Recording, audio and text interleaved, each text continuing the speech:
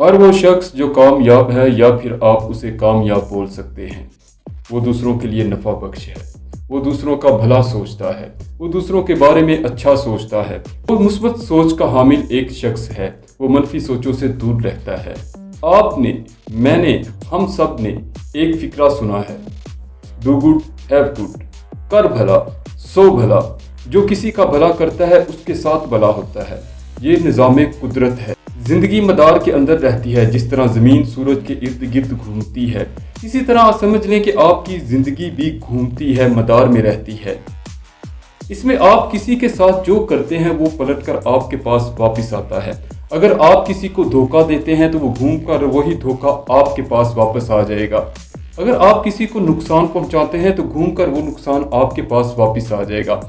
अगर आप किसी को नफ़ा पहुंचाते हैं, किसी को फ़ायदा पहुंचाते हैं, तो नफ़ा और फ़ायदा भी घूमकर आपके पास वापस ही आएगा।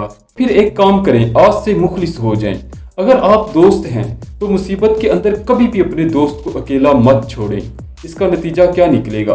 कुदरत भी कभी मुसीबत के अंदर आपको अकेला नहीं छोड़ेगी।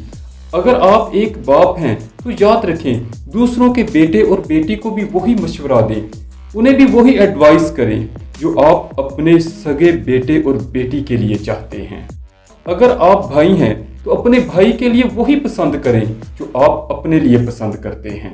अगर आपका ताल्लुक औलाद के कबीले से है, आपके माँ बाप जिंदा हैं तो उनकी कदर कीजिए, उन्हें रिस्पेक्ट दीजिए, उनका ख्याल रखें, ताकि जब आप भी कमज़ोर हो जाएं ज़िंदगी के किसी हिस्से में, आप भी बूढ़े हो जाएं, आपका भी वक्त गुजर जाए तो आपको भी इज्जत मिले, आपका भी ख्याल रखा जाए, आपको भी सहारा मिले।